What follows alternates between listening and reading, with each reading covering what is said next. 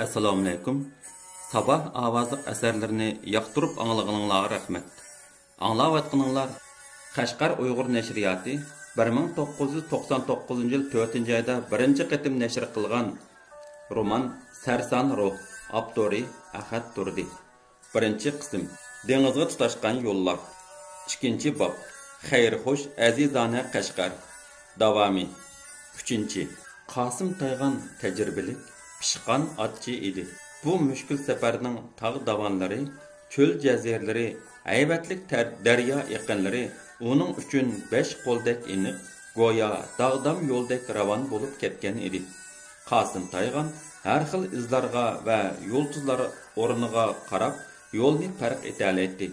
U bu qitim o'zi boshlab mangan 29 odamni Pakistanning Gilgit shahrigacha opirib qo'yishni ustiga olgan edi. Ular Qizil daryo bo'yidan ayrilib, 4-kuni tushda Miskarga yetib keldi. Miskar hozirgi Qo'njiroq. Havasi shalong, so'g'uq shamol so'qib turadigan, atrofi sim to'saqlar bilan qo'rshalgan, ko'rimsiz chegara o'tganida biror yuzdan ortiq odam to'plashgan edi. Ularning ko'pinchisi pasportsiz bo'lib, chegara soqchilarini setib olish yo'li bilan chegaradan o'tib ketish ko'yda yurganlar edi. Bir necha kundan beri xili ko'p odamning 20 sardan kumush tanga xajlabla chegaradan osonla o'tib ketganligi to'g'risida qizg'in paranglar bo'layotdi. Bu hol pasporti borlarning mo darhol o'tib ketishini qiyinlashtirib qo'ygan edi. Otchi Qosim Taygan bilan yana bir necha hamsafarlar Otaxonning yeniga kelib, uningga iltimos qildi. O'zlari soqchi amaldorlari bilan ko'rishib, bizning rasmiyatlarimizni tezroq bijirib berishni aytib baqtirganda, bu yer turadigan yer emas ekan. Bir daqiqa bo'lsa-mu burunroq yo'limizga mangayli. Bo'ladi, dedi Atxon ko'pchilikning iltimosini qabul qilib, men berib so'zlashib baqay. 4 kunlik safar kishilarning nazarida Atxonning ishonchli, halol, g'amguzar odamligini isbotlagan edi. Shunga hammaylar tabiiy holda uningdan aql so'raydigan, uni o'zlarining karvonbeshi, ma'naviy turiki deb qaraydigan bo'lib qolgan edi. Buning ichida faqat bir odam, ko'zlari yo'g'on, nazari tez, lekin qarashlari parvosiz, gaplari bemazza, g'o'jumolla uni pisand qilmaydi. Atxon saqchi boshlig'ini izlab, yaroqdagi do'nglikda qarayib turgan uy tarafga qarab ketdi. G'o'jumolla bo'lsa, yuk ortlagan chipar xichirni yetilab, odati bo'yicha gap tingtinglash uchun kishilar to'pini aralab nishonsiz kizishga boshladi.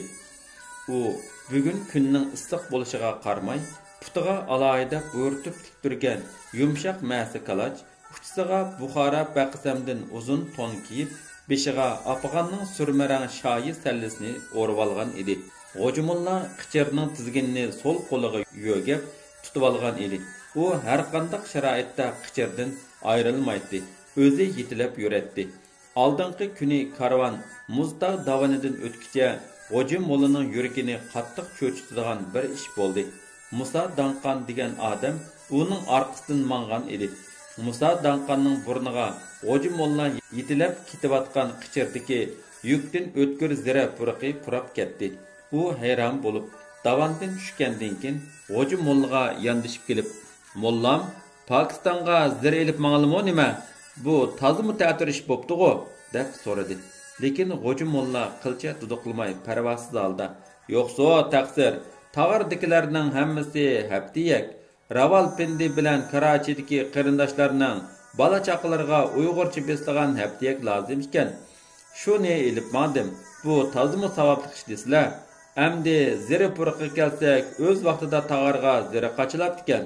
Shuning purqi teqicha tuymagan chig'i" deb tuyuqsiz so'ralgan bu qiyin savolga osonla javob bergan edi. Bu javob Musa Danqonni ko'nglida paydo bo'lgan tasodifiy gumoni sizmidan xalos qilgan edi. G'o'jumolla o'zaro savdo setiq qilishayotgan, u yoqdan bu yoqqa chepib yurgan, o'z halakchiligi bilan aldirab turgan odamlar orasidan o'tib, qayerda parang bo'lsa, qo'liqini shu yerga yiqib xili vaqtni o'tkazdi. Bu oraliqda u chegara bo'yig'imi yiqillab keldi. Bu yerdagi odamlarning as-yodi qanday qilib chegaradan tezroq o'tishning ko'yda edi. G'o'jumolla o'zidan 5-6 qadam nerida muquldashib turgan bir necha odamga qaraganicha turib qoldi. Ularning ichidagi baslik giroy birisi uningga bakmo tunishdek qiladi. Hoji Molla yana bir oz oldiga siljib, ko'zlarini qisib turib uningga zan qo'yib qaradi. Dal o'zi shu. U bu yerda nima ish qilar? Hoji Mollaga tunish ko'ringan odamning kiyinishi turqi yiroq bir safarga atlangandek ko'rinadi. O'shnisidagi yangi gilam xorjinning bir ko'zida tulum, yana bir ko'zda nimalardir to'mpiyib turadi. U mo chegirdan o'tib bir yerga baramdi nima? Voy xudoyim, uning bilan hamsafar bo'lib qolsak, nasbasqin shu. Bizni so'ygan piyozdek gangsa jisa qilib qo'ydi. Ulukchek Hoji Mollaning arvohi ushdi. Bu yerda tuyuqsiz uchrab qolgan bu odam uning fikrini chalg'itib, ko'nglini g'ashlikka soldi. Hoji Molla damonliqqa nima qilishni bilmay orqaga qaytmoqchi bo'lib turib edi. Musa Danqan bilan do'qirishib qoldi. Musa Danqan uningga oldirab xabar yetkizdi. Atxon boya chigir amaldori bilan so'zlashib ketdi. Ular bizni ati tushdan keyin chigirdan o'tkazishga ma'qul bo'pti. Bu gaplar Hoji Mollaning quloqiga kirmadi. U o'z xiyol bilan band edi. Uni chigirdan o'tkazsa bo'lmaydi. U yomon odam. Hoji Molla, sizlarga nima bo'ldi? Musa Danqan hayron bo'lib, uning peshonisini tutdi. Qizitmalari o'rlab qolmagandi? Rostayman. Hoji Molla yanila shu gapda edi. Uni chigirdan o'tkazsa bo'lmaydi. Qo'y orasiga bo'ri kirib qoladi. Musa Danqan uningga ham hayronlik, ham qiziqish bilan tikilib qaradi.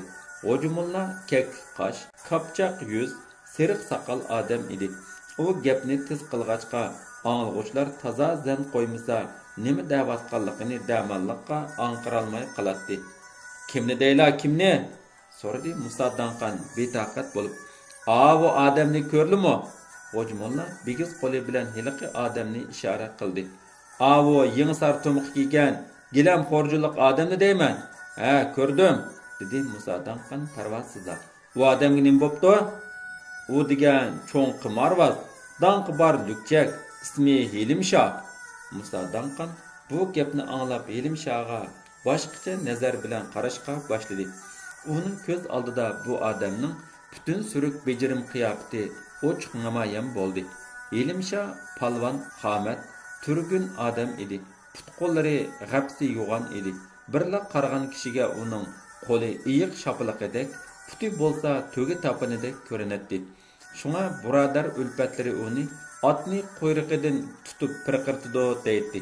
Kishilarga hammadan bak ta'sir qiladigini uning pichoqning izi bor, qarmutliq yuzidagi yo'g'on, do'gilak ko'zlari edi. Bu ko'zlar ajoyib nurliq, hukmron va irodalik edi. Hilimshoning so'l puti ikki anlik qisqa bo'lg'achqa, yo'l yurganda xuddi to'lqin yerib uzayotgan qiyiqqa o'xshash shung'ub mang'atdi. Hilimshoning gavdasi shop burti, ko'tmak saqali kishilarga uni o'z yishdan xili cho'ng ko'rsatdi. Lekin Hilimsho bu yil 41 yoshga kirib, qaranliq davrda yashayotdi.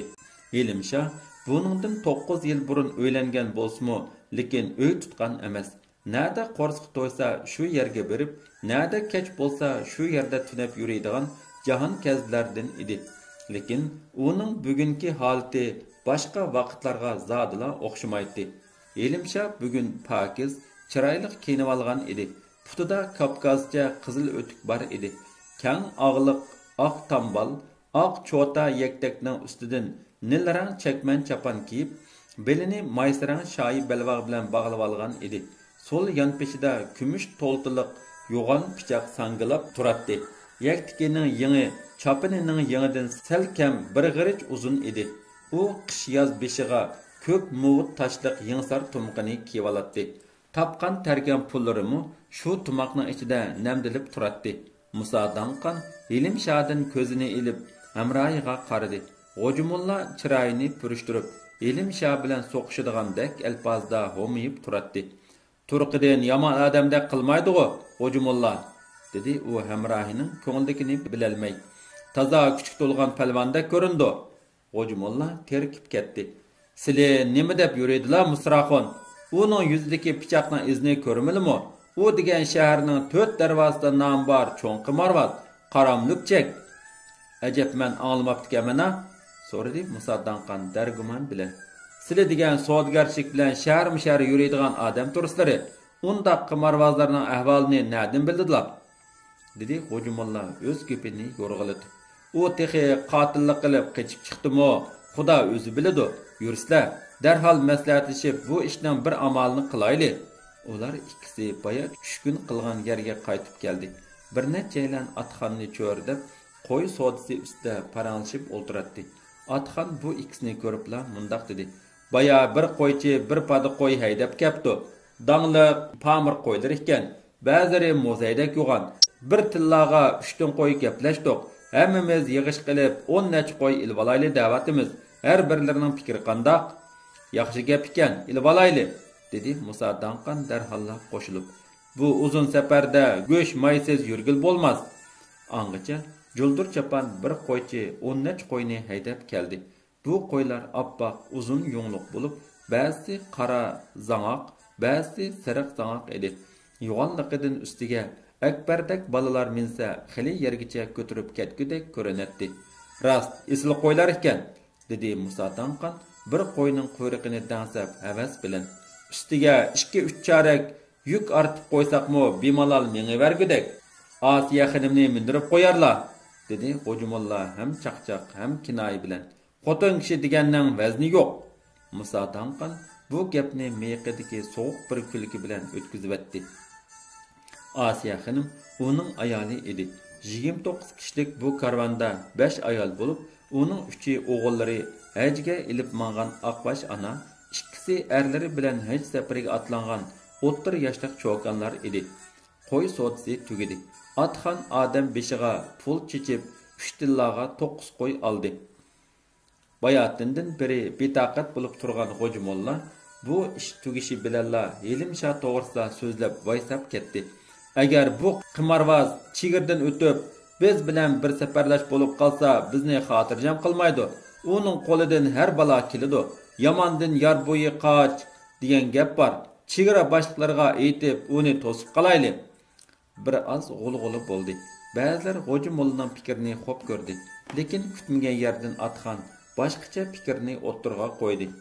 Xo'ja Molla, bu dunyoda har kim o'zining rizqi bilan yashaydi.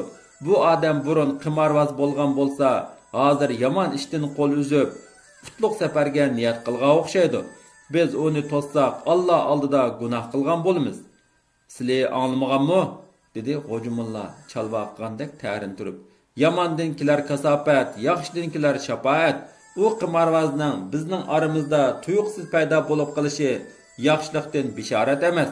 Xo'ja Molla shundoq dedi-da, yana shu qichirni yetilgan peti alchanglab chigara qarovulxonasi tarafga qarab ketdi. Xo'ja Molla imoni sus, shum angiz odam edi. Lekin u bu ojizlikni og'izning yumshoqligi bilan chiroyida hamisha ko'rinib turadigan saxta hijish bilan yepib ketdi. Xo'ja Molla chigara qarovulxonalarini aralab birer soatdek avara bo'ldi. Bir Uyg'ur saqchiga yolvorib yurib, nihoyatda tasdiqda ularning boshlig'i bilan ko'rishdi. Tog' shamolidan yuzlari qaridab, kichikkina pista ko'zlari yashang'irab turadigan oltin tishliq bu chegara boshlig'i bakmu aldirash edi. Aldirashchilikda mijozmu chochqun, sapra bo'lib ketgan edi. Bu kunlarda uning quliqiga quruq gap qo'shaqmaydi. Xo'ja Molla avval uningga 2 sar kumush tangini apchillik bilan sungitdi. Ondan Elimshaning ahvolini ko'ptirib aytdi. Ilqi Uyg'ur saqchi tarjimonlik qildi. Agar bu o'ttirida mushu tarjimonlik qilayotgan Uyg'ur saqchi bo'lmagan bo'lsa, bu oltin tish boshliq Xo'ja Molla sungitgan 2 tanga uchun Elimshani tutmagan bo'ladi. Balki Elimshadan bir muncha oltin tillaga erishishi mumkin edi. Lekin o'ttirdagi bir guvohchining bo'lishi uni qoida nizom bo'yicha ishlashga majbur qilib qo'ydi. U 2 saqchini avatib, Elimshahni tuyuqsizla tutdi va qarovulxonaning yenidagi anjan tamliq bir otxonga solib qo'ydi. Elimshahmi hech qanday qarshilik qilmadi. Ko'ngilda xilib burunla izimga odam tushgan ekan, bu cho'qim hiliqi nomard saqchixona boshliqining ishi deb taqdirga tan berdi. Xo'ja Molla bu ishlarni Elimshahning tutilib otxonga solanganligini yiroqda turib o'z ko'zi bilan ko'rdi va Üstüden bir parça uyul taşni ilivatgandek yenik nefes aldı. Ko'nglimi joyiga tushdi. Lekin u behuda ketgan ikkisar kumush tangini o'ylab, ichidan puchlandi. Xayriyat, dedi oxiri o'ziga o'zi tasalli berib. Chigirdan o'tish oldidagi bosh ko'zimning sadaqasi bo'lsin. Men boshqalar uchunmi Xudo yo'lda yaxshi ish qildim. Xudo menga bu pulni hasilab qaytardi. Әтісі түштен кейін атхан başçılıqidagi haj qilish karvoni chegirdan o'ngishliq o'tib, yangi va jafoliq safarini boshladi. 4. Qora osmon bilan zamin tutashgan ufuq bo'zirib, yiroqda oqish sho'la paydo bo'lishga boshladi. G'arbga surilgan yenik bulutlar asta-asta qizg'ish tusga kirdi. Ularning ko'z oldida ajoyib go'zal, sehrli tong manzarasi namoyon bo'ldi. Karvanlar namoz bomdatni o'qib bo'lib, atiganlik nashtiga taraddud qilyotdi. Ayollar toshdan o'choq yasab, atrofdan chavar chatqal va qurigan tizaklarni terib kelib, mis ko'rida choy qaynatdi. Ba'zilar talqon chaldi, ba'zilar ham humal choy etdi. Ba'zilar bo'lsa mayliq to'qashlarni ko'rishga va yog'och cho'chaklarga chilab bozorlanib ichishga boshladi. Shu chaqda birsi xuddi osmondan tushdimi yoki yerdan undimi, ularning oldida paydo bo'lib, hammaylarni hayratda qoldirdi. Assalomu alaykum qarindoshlar. Va alaykum assalom. Bir nechalar salomni ilib bu kutilmagan mehmonning bosh oyog'iga qaradi. Bu odamning turqidan o'tkini yelkisiga ortib, chapinining peshini beliga qistirib, tambilini tizig'icha turib, chabdas va yengil holatda turishidan kechicha qattiq yo'l yurganligi va yerib usab ketganligi mana men debla chiqib turadi. Yo'g'on qali qachiga jigda talqinini chilib ichayotgan G'oji mollaning qachisi qo'ldan tushib ketgili tas qoldi. Og'ziga amdi salgan yog'och qo'shiqmi shu peti ikki kalpikining orasida qisilib turib qoldi. Uning chekchagan ko'zlari bu odamga tikilginicha met qilmay turadi. U ko'z oldida tuyuqsiz yuz bergan bu ishlarga o'ngimmi yo tushimmi deb ayray dargumanda bo'layotdi.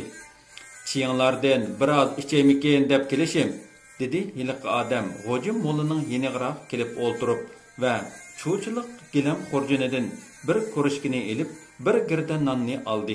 G'oji molla shu chaqda o'zining tush ko'rmayotganligini yeniga kelib o'ltirgan bu surlik odamning texi tunugunla o'zi 2 tanga hajlab so'ltivatgan Elim Şah ekanligini aniq bildi. Amdi uning yuragiga tunugun ketinmi bekrak qo'rqin tushdi. Uning baya bir damlikka tormozlanib qolgan kallasi yana yangi boshdan jiddiy ishlashga boshladi. Elim Şah uning tunugunki xufiyona ishidan xabardormidi? Agar xabardor bo'lsa, G'oji mollani nas bosqini shuda. G'oji molla dakka-dukka ichida uningdan asta ko'chilab so'rashga boshladi. O'zlari chigirdan qacha o'tgandilar? Yerim kechiga yaqin o'tdim-g'o deyman, dedi Hilimsha ko'rishkadagi qiziq choyni puvlab ichib etib. O'ngishliq bo'lgandi, nadikini Hilimsha tabiiy tuz ko'ngilligi bilan ko'nglidagi gaplarni aytishga boshladi. Asli tungun kunduzda o'tib ketatdim, lekin Qashqarda orqamga odam tushibdi ekan. Tunugun tuyuqsizla tutib so'lab qo'yishdi. U yerdanmi Xudoning qudrati bilan qutulib chiqdim. G'oji mollaning yuragi iziga tushdi. O'z ishidan Hilimshaning butunlay xabarsiz ekanligiga jazm qildi. Shundaqdimi, uning hiliqi egiz tomliq otxonadan qandoq chiqib, chigirdan qandoq o'tib ketganligiga aqli yetmay hayron bo'ladi. Vaholanki, G'oji molla uchun qiyin bo'lgan ish Hilimsha uchun oson edi. Hilimsha shu kuni chigara o'tandiki, hamma odam uxlab, jahon tinchigan bir vaqtda 7 paxshlik anjan tomdan ortilib sirtqa chiqdi. Bu chaqda hiliqi 2 sar kumush tanga pari yab uni solab qo'ygan 6-chi boshliqmi aldirash g'uvg'aliq ishlarning qatlangchiligi bilan uni butunlay esidan chiqarib qo'ygan edi. Hilimsha otxonadan chiqibla udul chigara ig'ziga keldi va u yerda kuzat qilib turgan 2 soqchiga 2dan 4 tilani berib chigirdan osonla o'tib ketdi. U bir tulum suv bilan bir muncha non qachlangan gilam xurjunni o'shnisiga ortib, shu mang'ancha hech yerda to'xtamay jidallab mangdi. U yo'g'on, kuchlik shotur putlari bilan bir kechida mana bularning orqasidan qo'g'lab yetishib olgan edi. Xo'sh, endi men mangay, dedi Helimsha choyni ichib bo'lib. Har birlarining issiqlik berganliklariga rahmat. Helimsha navqiran gavdisini ko'tardi. Shu chaqda G'oji mollaning kallasiga chaqmoq tezligida boshqacha fikr keldi.